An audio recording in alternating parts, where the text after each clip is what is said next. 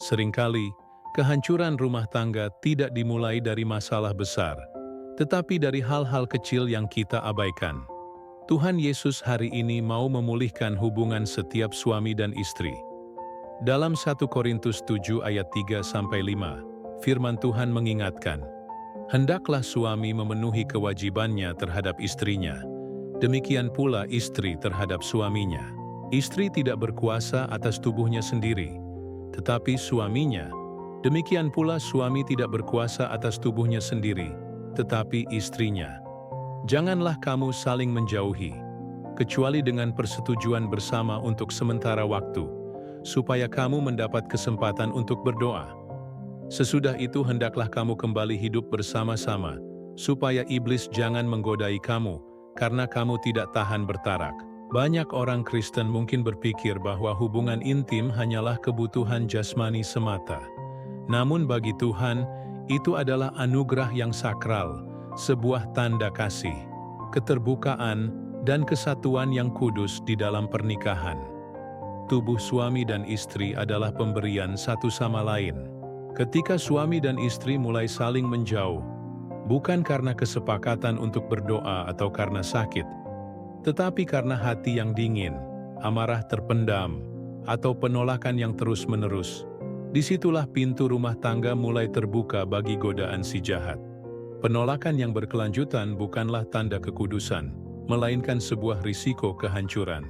Firman Tuhan justru memerintahkan kita untuk tidak saling menjauhi. Mengapa? Supaya iblis tidak menggoda kita. Ini berarti menjaga keintiman fisik adalah bagian dari ibadah kita, dan juga sebuah perlindungan rohani. Iblis sering menyusup bukan lewat masalah besar, tetapi melalui kekosongan emosi, luka yang tak terucap, dan kebutuhan yang terabaikan. Banyak istri mungkin tidak menyadari bahwa suami yang terus-menerus ditolak bisa merasa tidak dihargai, tidak diinginkan, dan tidak layak dicintai. Di sisi lain, banyak suami juga tidak sadar bahwa istri yang tidak diberi kelembutan, rasa aman dan perhatian, bisa menjadi dingin, kaku, dan takut untuk membuka diri. Itulah mengapa Paulus dengan tegas menulis, "Hendaklah kamu kembali hidup bersama." Ini bukan sekadar saran, ini adalah perintah yang didasari kasih. Tuhan ingin suami dan istri kembali menyatu, bukan hanya di ranjang, tetapi yang lebih penting, di dalam hati. Jalan pemulihan selalu dimulai dari keterbukaan dan kasih. Mari kita jujur dalam kasih, bukan dalam ego. Bukalah hati Anda, ampuni masa lalu, dan lepaskan gengsi.